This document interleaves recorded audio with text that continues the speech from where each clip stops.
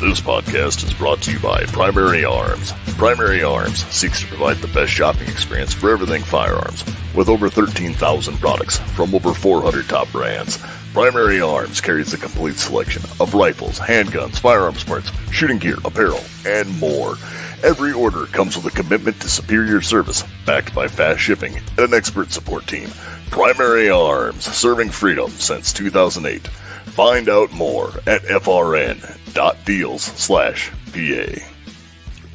Welcome to the AR-15 podcast. This show is for you if you just bought your first rifle or if you've been building them for years. There is something we can all do to take our black rifles to the next level. My name is Nick Dooley, and I am joined, as always, by my co-hosts, Garth Over. How we doing again? And Tyler Brockle. Doctor. I'm glad people still get my mid-2000s TV references. Well, that even goes back further than that. Like, that's beyond Scrubs. Oh, yeah. Like, I'd call that like an airplane reference. Yeah, that's true. That's 70s. Yep. Yeah. You know, Shirley, you must be joking. See, I always remember it the most from Family Guy. Shirley. Yep. So, with running the rest of this through, you guys been up to anything neat this week? Yeah. I'm not dead. Yeah, that's true. Yeah. That bike is cursed and it's leaving my garage. I hit a deer Friday night on my motorcycle. Oh, no shit. Yeah. Wow. The second time in a year? A year and 8 days to be exact. Yeah. I hit an antelope last year in August, and I hit a deer this year in August, and I decided that it's time to be done because 3 strikes you're out. I'm on strike 2, and I don't want to find out how I go in strike 3. I'm guessing it'd have been like a moose or something like that. I don't Time for a trike. No, I think I'm looking at like a slingshot or maybe just going full sports car and getting like a Challenger or something like that. Okay. I went to test drive a Prowler today, and I got in it, and everyone who drove past the highway today definitely got a show of me trying to get out of it because it was a lot smaller than I thought it was going to be, and I cramped up and I almost went to the ground, and I just walked back to the office and handed the guy the keys. I was like, "Yep, you can just. We're not going on test drive anymore." Okay, we're done with that. Sounds violent. Yeah. So. Yeah, I had a pretty good week. I 3-gun on Saturday, and then at the 3-gun match, I met a guy who did IDPA in a town about an hour from me. So then Sunday I went down and did IPDA, sorry. And when I was there, IDPA, I don't know, the pistol stuff.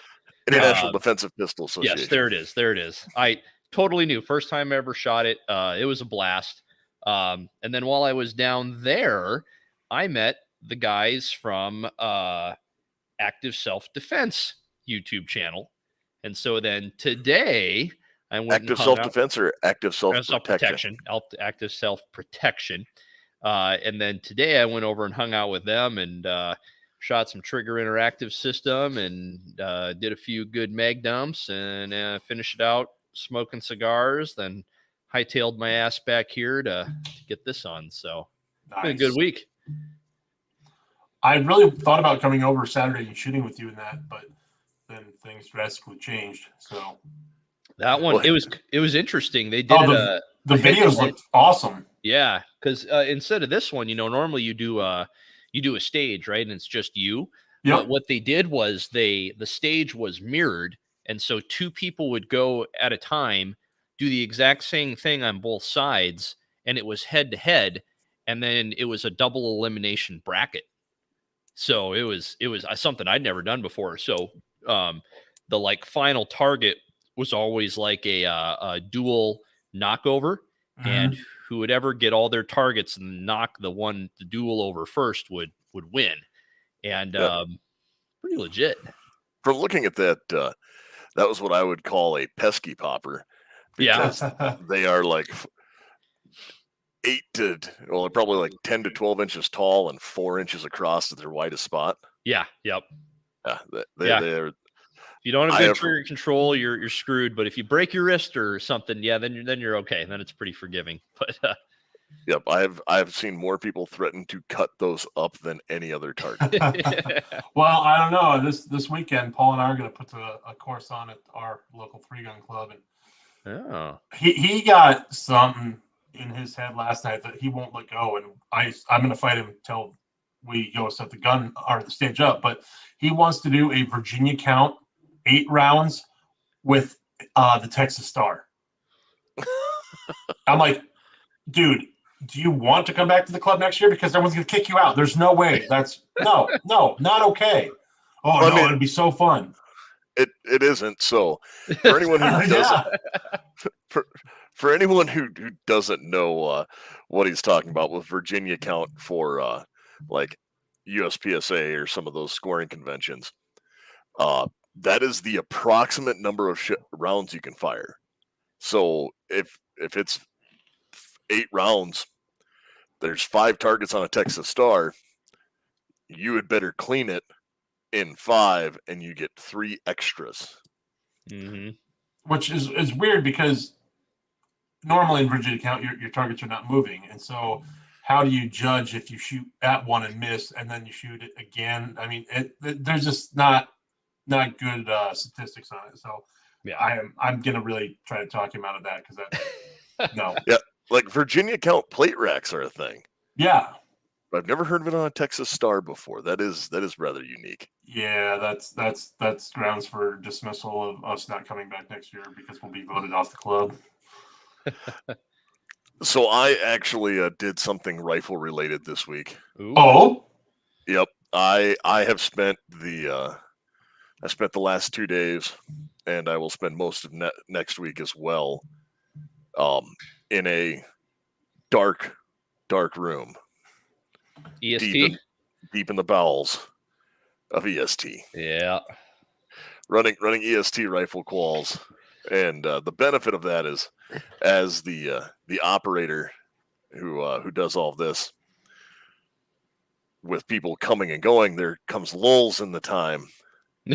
So that's when I got to get a little bit extra practice in.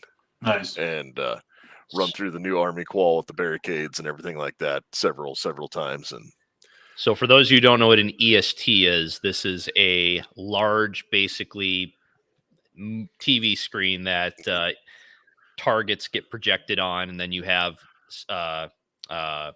simulated weapons that run on pneumatics. So it's meant to be like a predecessor to actual firing real weapons on the line. Yep.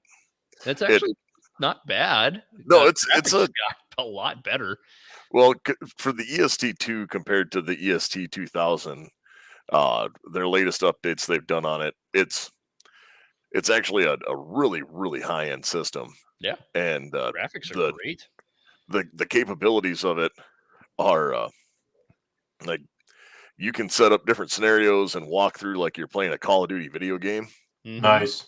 And have and sprinkle in like a little bit of Happy Taliban over here and a vehicle-borne IED over here for everyone to react to.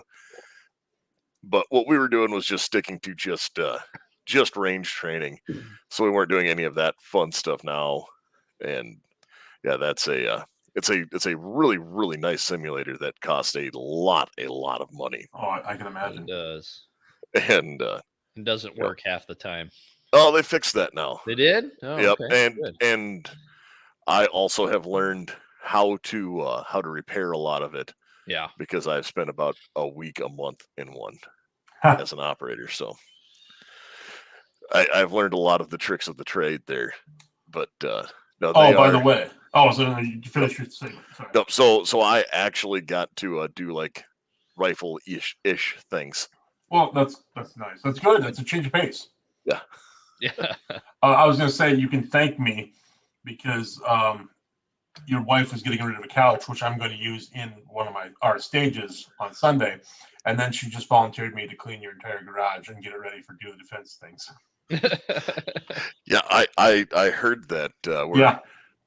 we're wiring the garage for power, and then insulating it as well, so that we have a little bit more room, which will pull some of the things out of the home studio to Okay. have a little bit more room, or maybe even just expand the big studio. Well, I mean, this is ideas we gave her 3 years ago, and she shot those down. But now that she's come to the conclusion on her own, I'm going to pay for these comments because she's probably listening. Hi. But no, so that'll be things to come as we go through later. But speaking of things like that, where you talk about like the future is now, much like we were, the future is now, old man. Talking about all of the technology and stuff like that. That is probably where I would be at on the topic for tonight that we were going to discuss. Because, well, we are the AR-15 podcast. Yes. I do understand that there are people who might want to run something a little bit different. And I have two of those people with me who have occasionally ran something different. On occasion. It's I pretty well married up to the AR, and have just stuck with it because, well, God and Eugene Stoner got together and came up with a pretty good plan. But and to be fair, a lot of the stuff that goes into these particular type of weapons that we're going to talk, I mean, they've been around for a while now, right? So they're nothing too, I don't know, technologically advanced anymore. But a lot of the stuff came from AR-15s and even some of them AK-47s. They took some of the design aspects and incorporated them into the design of these particular weapons. And of course, we're talking about bullpups. Yep, and a lot of them, a lot of the bullpup-ish things that have came out in the last, I'm going to call it 60 years, is a lot of it was based on the actually the AR-18, and it was where they did a compromise of how things worked, and then they just took that upper and made it to the world's worst trigger. And they have fixes for that, though. Like everybody always bashes, and don't get me wrong, I'm on the weapon I'm going to talk about. Geisley makes a phenomenal drop-in trigger for it, and I would argue that is probably one of the best triggers that I actually have. Now, did that cost me an extra couple $100? Sure, but totally worth it. Well, I mean, hey, Geisley magazines, they made magazines once that were a $9 GI mag, and they put the Geisley G on them and charged $30 for the same right. for the same cage code. And now I just ensured that we'll never have Geisley as a sponsor. So Yep. Anyway, but yeah, so I guess for those who don't know what a bullpup is, essentially, you can take it away. You're the definition guy. The definition guy, great. Yeah, so a bullpup is any class of firearm where the trigger is in front of the action.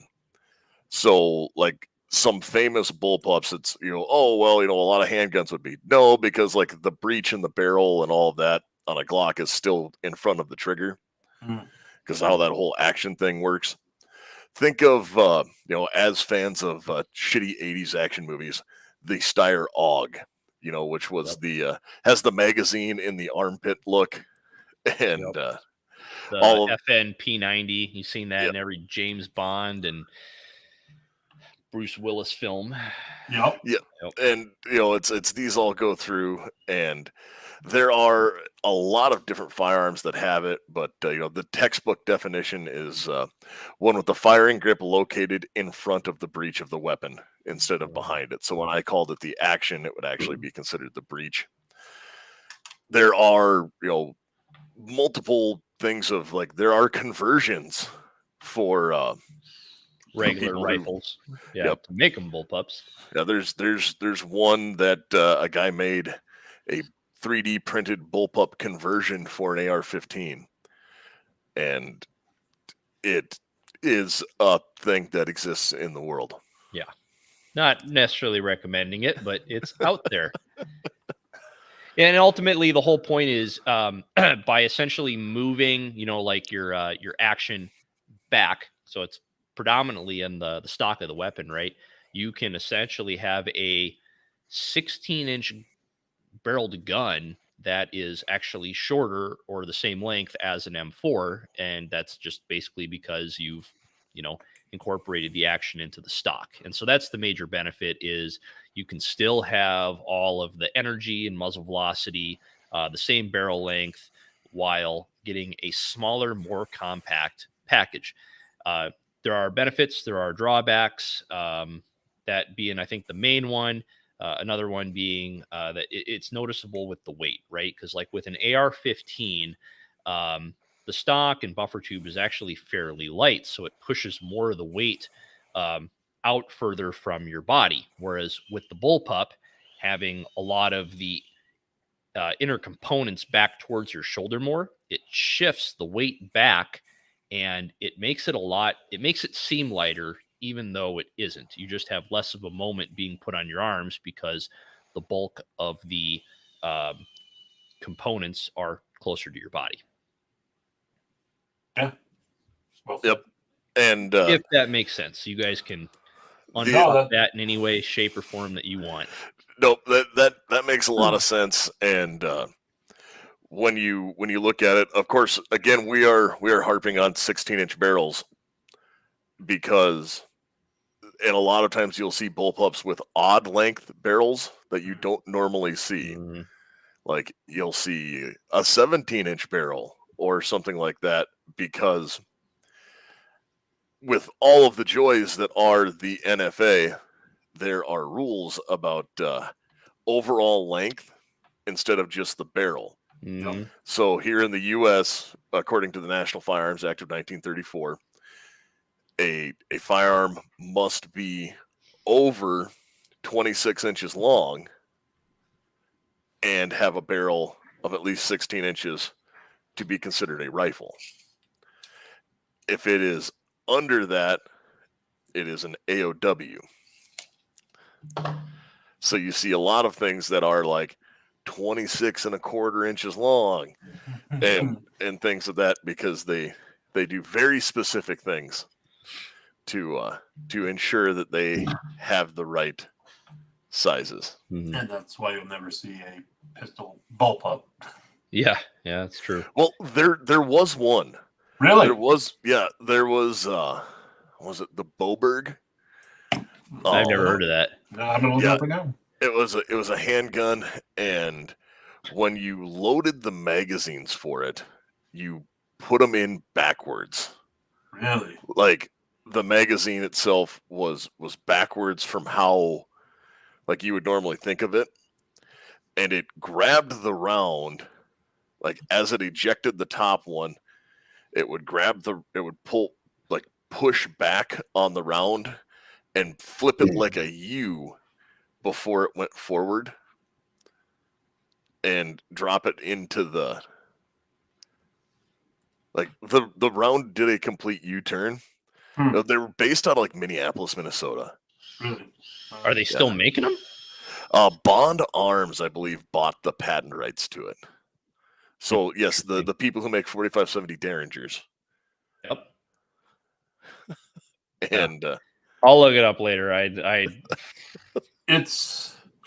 looking at a diagram right now. It's kind of mind-blowing. I don't know. I think stuff like that really makes like bullpups. People think bullpups are kind of and don't get me wrong, there are a lot of poorly designed bullpups out there. I've had a couple. I've gotten rid of them, but there are some really, really, really, really good, solid ones out there. And I guess to get into the specifics, one of the ones that I like the most and that I still keep because I like it the most is my Israelis Weapons Industry Tavor.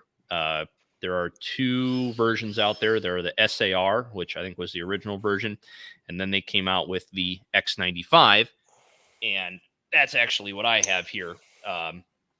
And I am in love with this gun, and I trust this gun wholeheartedly. To be honest with you, if it's good enough for Israel, it's probably going to work, right? Because those motherfuckers have been at war since the start, right? So if they trust 1948, yeah. Who are we to say otherwise? But it's extremely comfortable. The X95 incorporated a lot of stuff with like kind of from the AR-15. People were very used to the magazine catch up by the trigger. The older ones had it, kind of back by the magazine. Well, it can be left or right-handed. It has built-in QD mounts. It already has covers for the quad rail, and a couple of things that I really like about it. It actually has the sights built in to the top rail, which I think's phenomenal. Already had the quad rail and the covers with it, and again, fully ambidextrous, so you can flip stuff around to eject right or left, charging handle right or left. I think the only thing I would have said could have been better is if they could have just made it where it ejects the bullet straight down, so you don't have to swap the gun either way. But absolutely phenomenal. The only thing I've changed on it is just the trigger. Dropped in the Geisley longbow trigger, and it has been absolutely awesome. And I'll be honest with you, I don't shoot it enough. So you were talking about the one thing you would change is having the rounds dropping straight down. If it was, done reliably, I think that would be a little bonus. Garth, didn't you have a? I did. I had the Keltec RDB, and the ejection port was straight down, and it was a fantastic thing. I mean, again, also very easy to swap from left to right.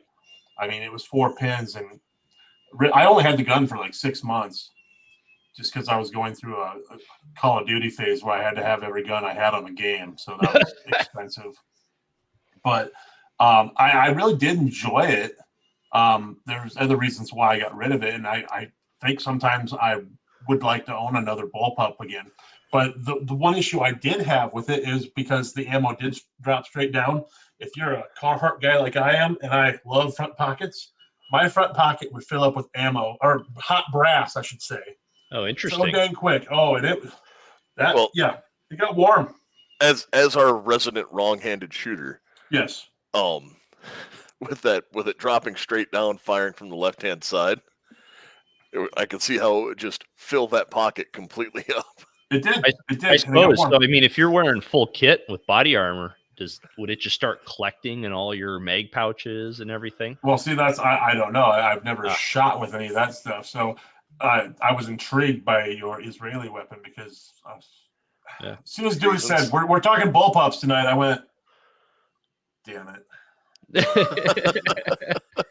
Well, maybe I need to rescind my previous statement until I've actually tried one that ejects straight down. Yeah, it's nice. Actually, the reason I got the 5.56 is because I was looking at their 308 version, which ejected out the front, and that was interesting. I mean, it would push the brass up and through a little port, and it'd drop them out the front. Yep, the RFB. Yeah. So the RFB shares that quality with a handful of other, don't mean to turn this into the Keltec show, but forward ejecting firearms, specifically rifles, are not a new thing. Actually, one of the very first forward ejecting rifles is the granddaddy of all machine guns, the Maxim. It would go through when it would almost have. So when it would take the round in off the belt, it would have like 3 places on its bolt face. So it would grab the round and pull it back while it had the other case that had just been fired. And then as it went back, the linkage would shove that down.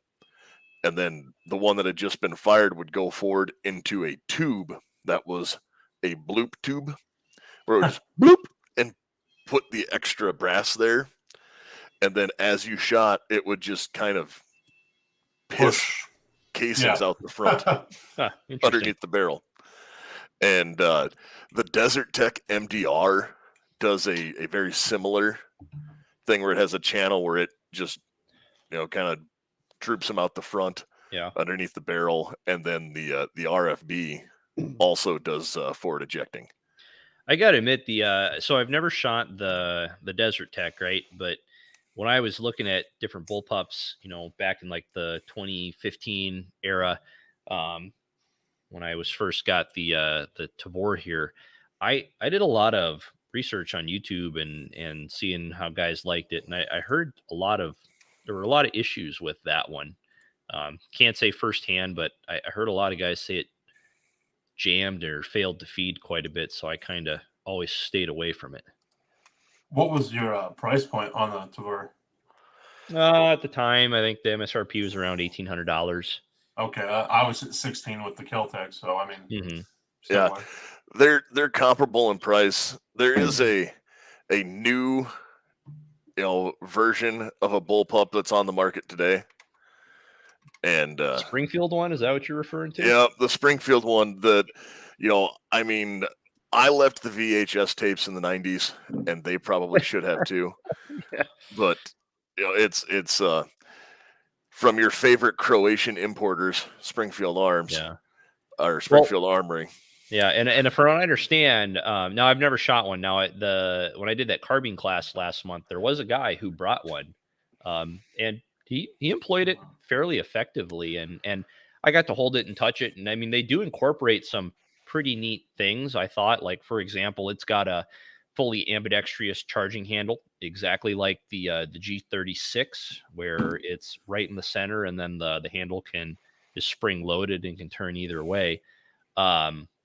But yeah, it just I don't know it. Which that top slide charging handle, since we're talking about that, like the G36 and the VHS, all of these things. Do you know where that first came up at? No, I don't. That came up with the original design for the AR-10. Really?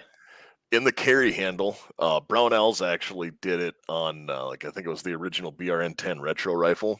Okay. If you would look, it almost looks like there's an additional trigger in the carry handle. And on the very original version of the AR-10s and AR-15s, that was the charging handle. Really? They didn't have a charging handle on the side or that went to the rear. It was literally a loop that went around into the carry handle, and you would just with your finger.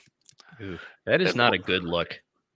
I got it up on Brownell's site right now, and like you said, it just looks like an upside down trigger inside the carry handle. Carry handle.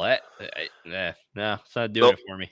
But that is where that ambidextrous top charging handle came from. Oh, very interesting. So, like 6 degrees of Kevin Bacon, I can take this all back to a couple of random guns.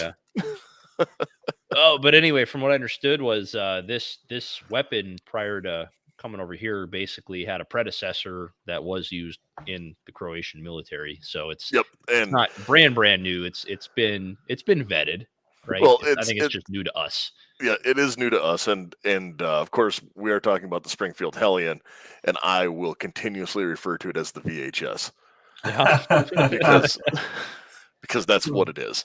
And that's just my little bit of snark about it, because I have also talked to several people who talk about their amazing American-made pistols of the Springfield XD series, and I go, don't you see them made in Croatia, Mark? Yeah. But that's a me thing. Sorry. Nothing against all of our legions of Springfield fans. And there are many of them. But no, it's but back to while we were talking about a handful of the different models and employment, Tyler, you touched on it a little bit with why bullpups exist. So one of the very first iterations of the bullpup actually it wasn't come up with that. It was the British came up with it. The British were the ones who really wanted bullpups. Like, they absolutely loved it. And what was their purpose behind it? So the whole concept was like the first, like they originally came up with the concept of them like in the early 1900s. Mm-hmm. So you're talking like, I think 1901 or something like that was like the Therazine prototype. And now I'm getting into like real obscura stuff. Yeah. But we'll let you go because I have no clue. But so if you look back at, so everyone has like, almost everyone has seen like a Mosin Nagant, right? Yeah. Or like, so you think about like a Mosin Nagant or a 303 British, an Enfield carbine or an Enfield rifle, or even like an American 1903, the bolt action rifles of the day. Mm-hmm. They had, big wooden stocks, and they had like 24-inch barrels, and it was all this to get all this velocity for standing and firing, because they were coming off of, the Kentucky long rifle, where you needed that longer barrel for accuracy. With the advent of the Manet ball and rifling and all these things, it turned out you didn't need to have it, especially with the advent of smokeless powder, where you could get the full powder burn with, without using a 9-mile long barrel. So when you went to smokeless powder, they went, okay, we don't have to have as long of a barrel. So when they cut like barrels down to 20 inches, people thought they had like the most maneuverable firearm in the world. But as they're looking at it, and the Brits went, hey, what if, now hear me out, what if we put the action by your shoulder and put the trigger in front of it? I mean, that was kind of where the concepts came from. And a lot of it was adaptations from other firearms and things of that nature.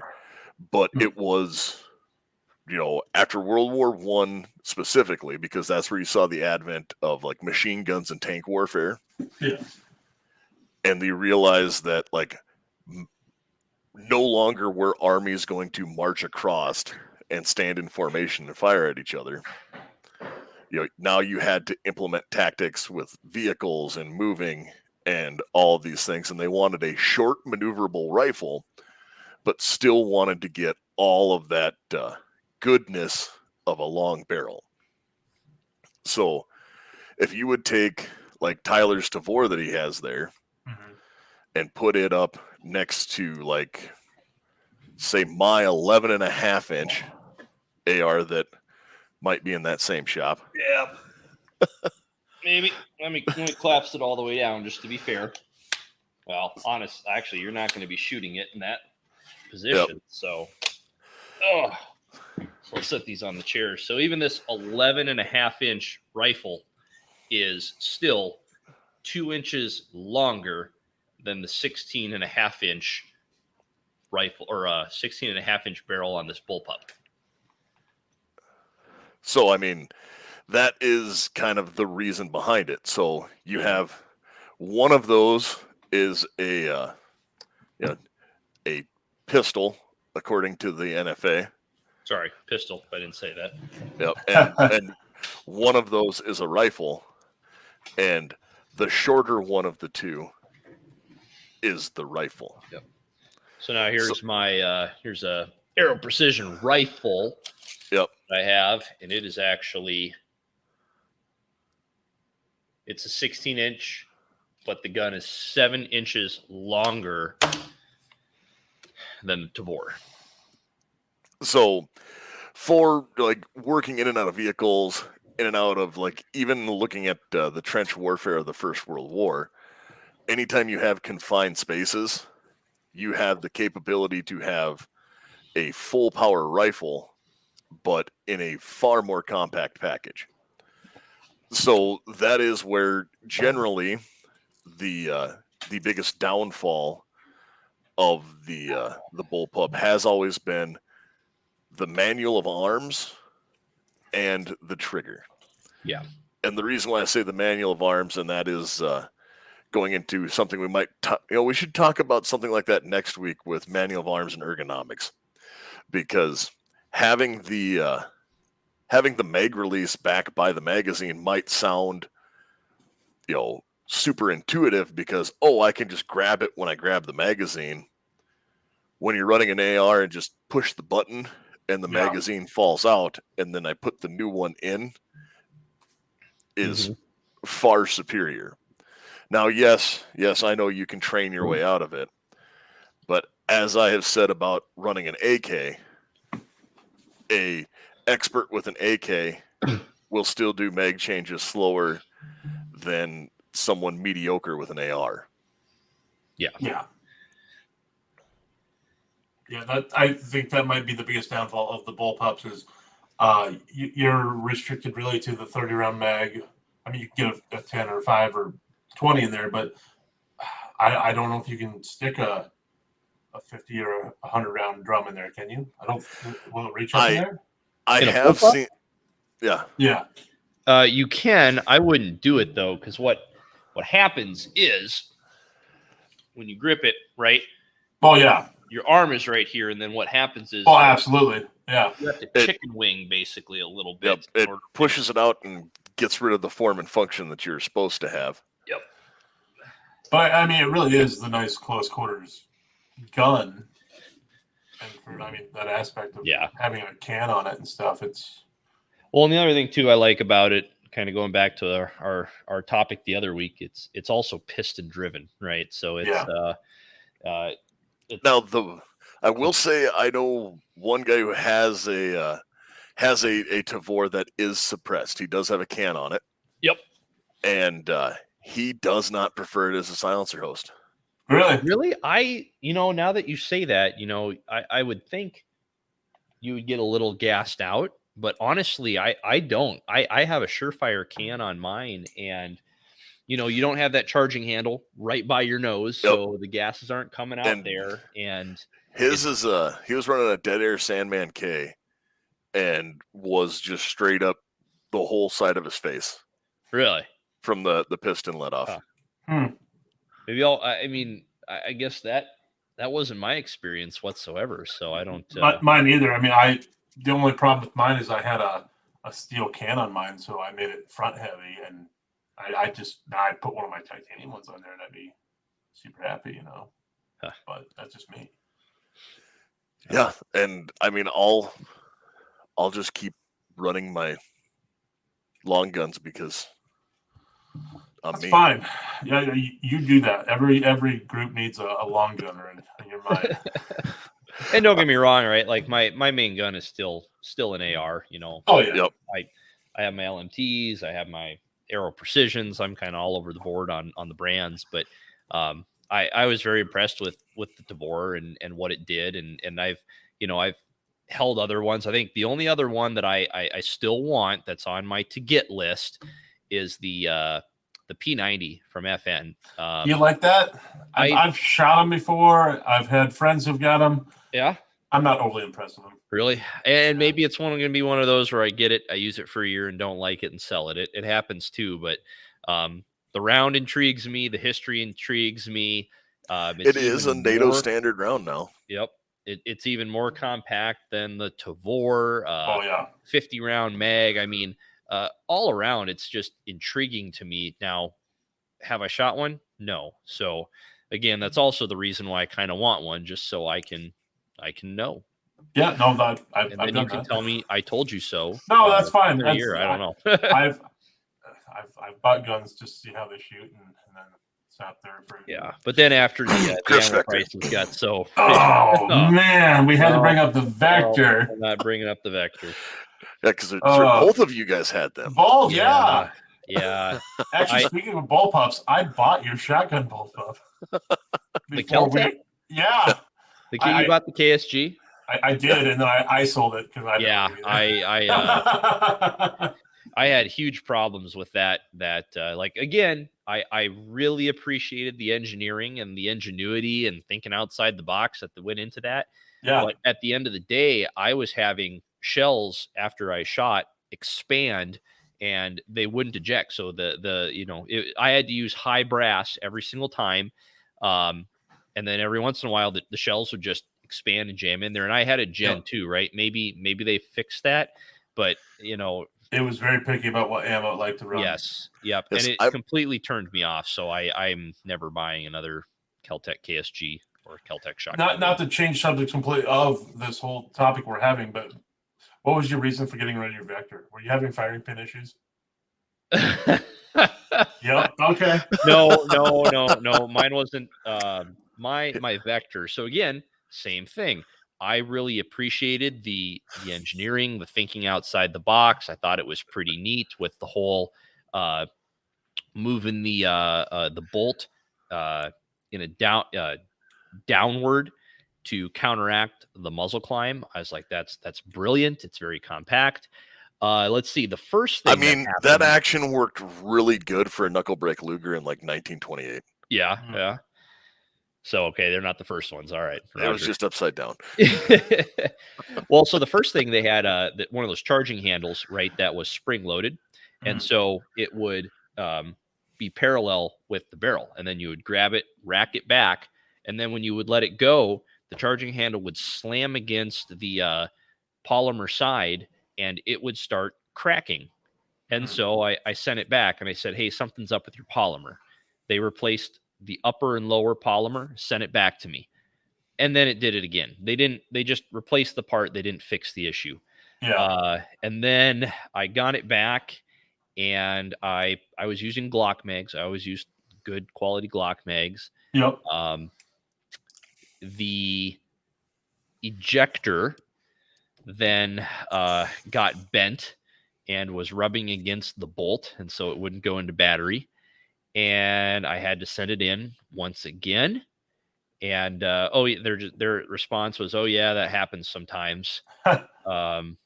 Yeah, and then I can't remember what happened the third time, but after the third time of me having to send it back to Chris, I sold it. I think it was a firing pin the last time. Was it? I can't remember what it was. Yeah, I was so done. It had spent more time at the factory than it had with me in the 3 years that I owned it, and I was just done. You know, the thing that I never liked about them is with my giant mongoloid hands. You couldn't adjust anything, I suppose.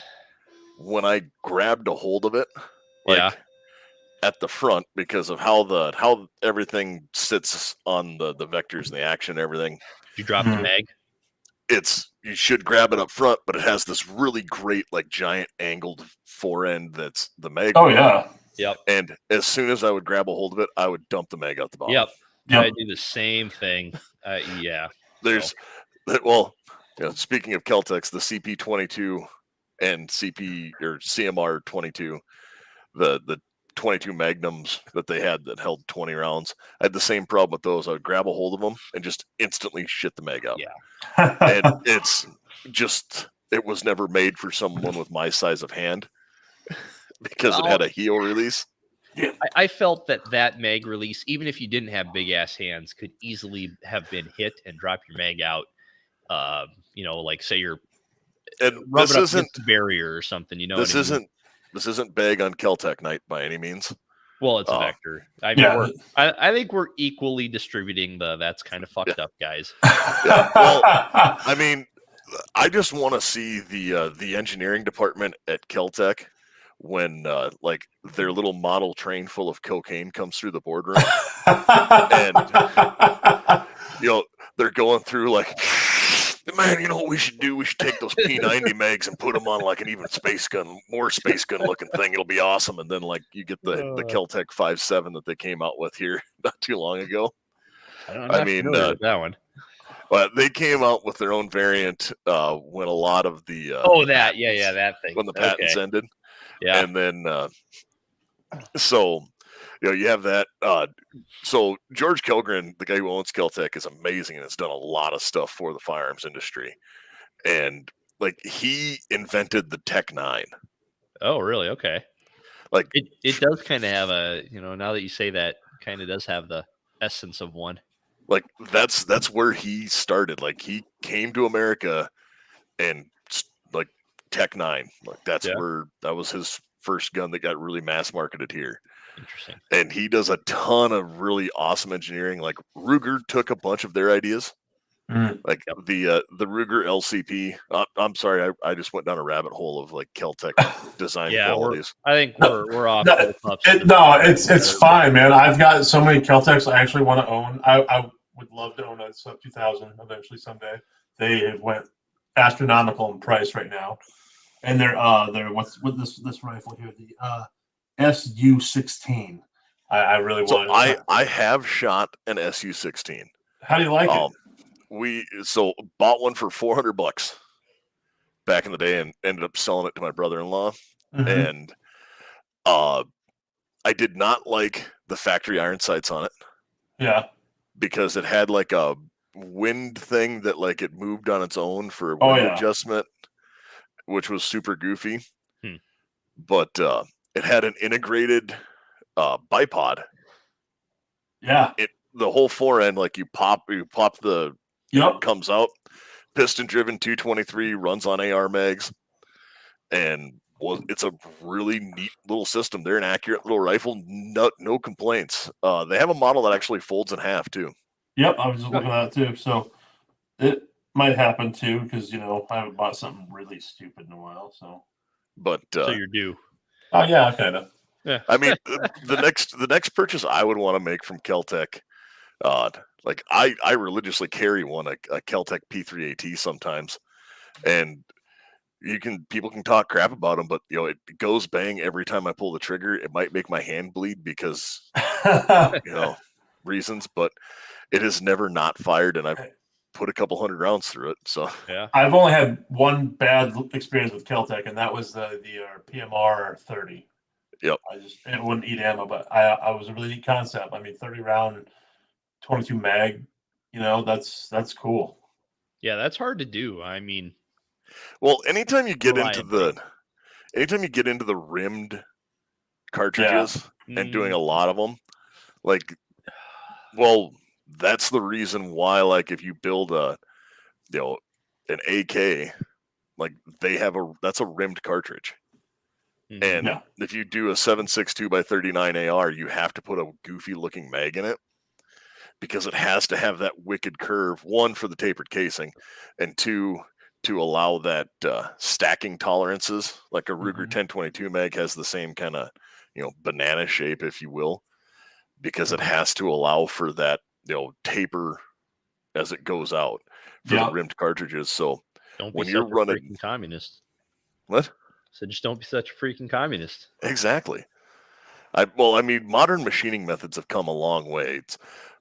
I'm sorry. I'm going to stop myself before I start talking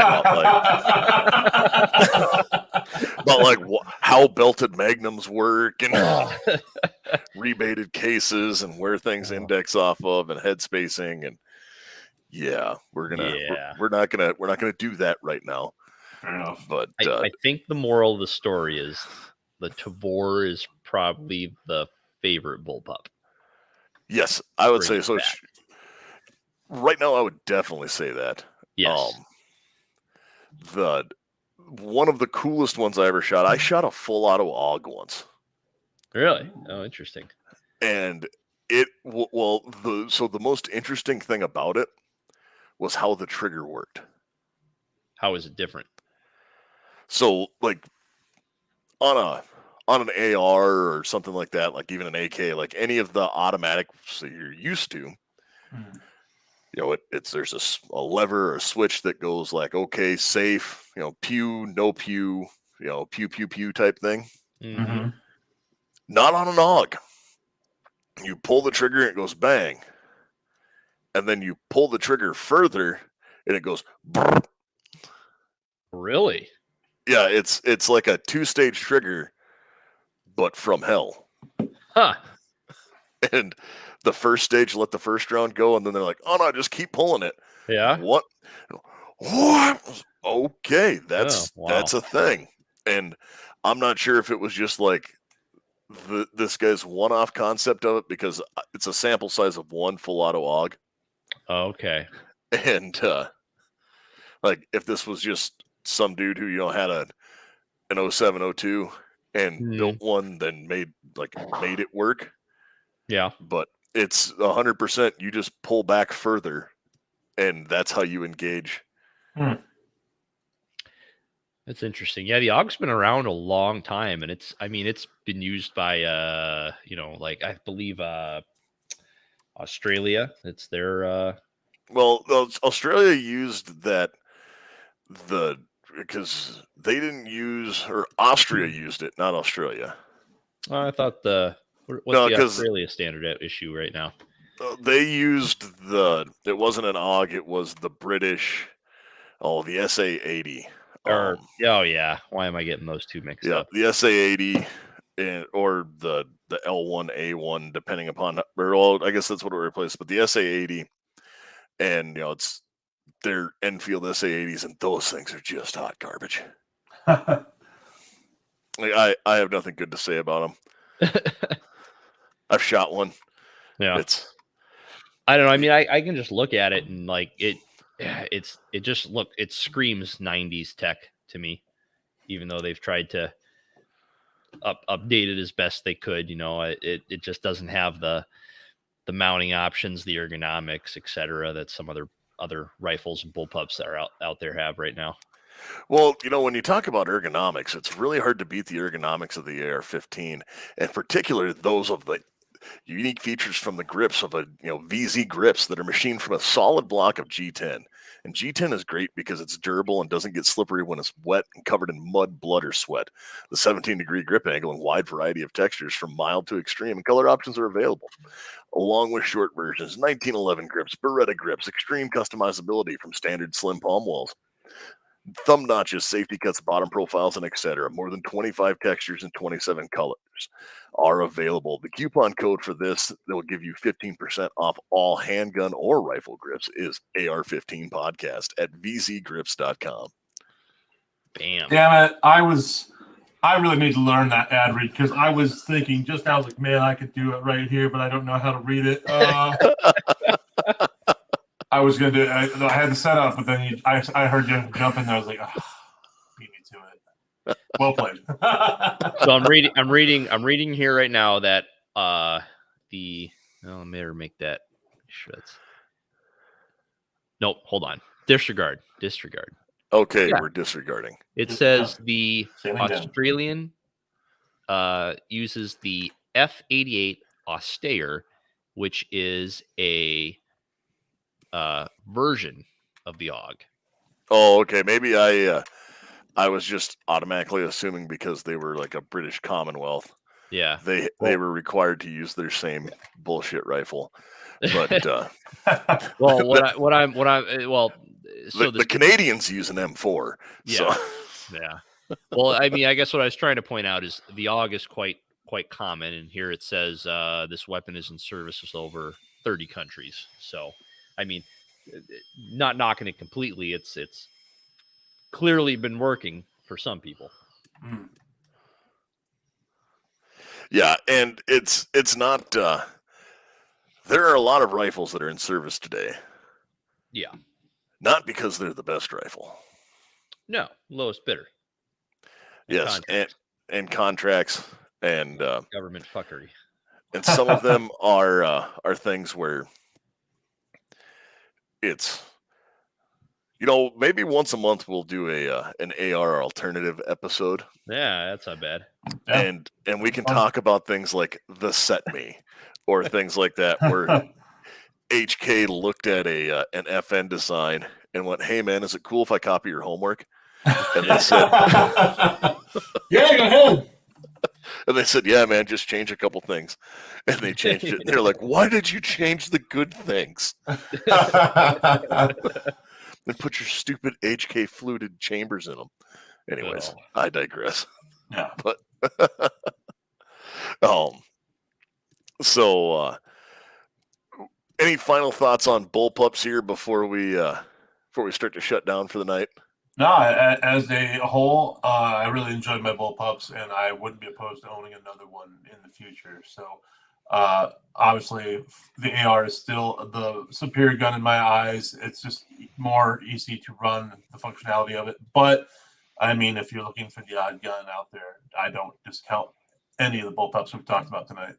No, not at all. And And we might rag on some of the weapons that we've had experiences with in the past, but you got to remember that most weapon companies out there.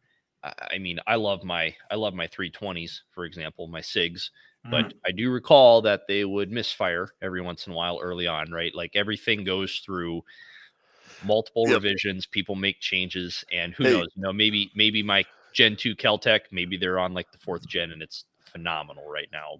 Every company goes through this. Like all three of us shoot 320s. Yes. And, now, like I made the switch when the Army did. And, I know that SIG for the longest time had a reputation of beta testing with its companies or with its customers. Yeah.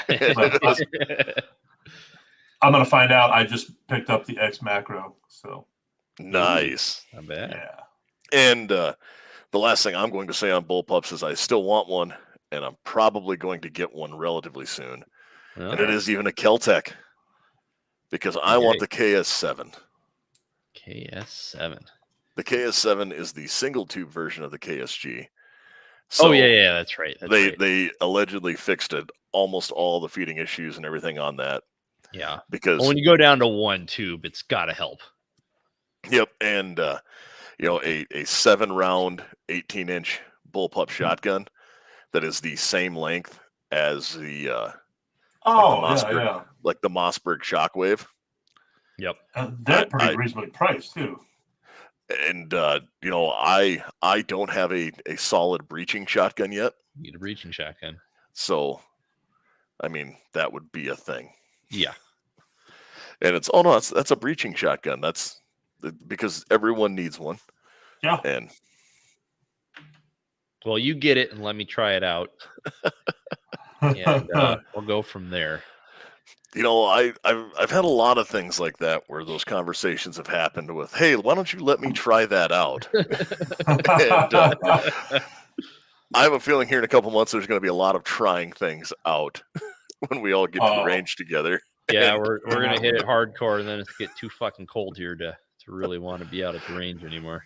But no, with that, I have nothing more to add. Garth, you got anything else you think the people out there should know about? I think they should know about Patriot Patch. PatriotPatch.co. Patriot Patch has a variety of patches, morale patches, movie patches, uplifting patches. They have tins, they have t-shirts, they have stickers, they have mouse pads or cleaning pads, as we like to call them. So go check those guys out. They also have the Patch of the Month Club. It's fantastic. Join it up. They'll send you a patch every month of their latest, greatest I don't know, whatever they're coming up with nowadays. It's a fun club to be part of it. And you can check those guys out at Patriot Patch, patriotpatch.co. Yep. Tyler, you got anything to add? Nope. Check us out on Facebook, AR-15 Podcast, Instagram and YouTube at AR-15 Podcast 2.0. I apologize. I haven't got a video out lately. Working on that, hoping to get that up here within this week.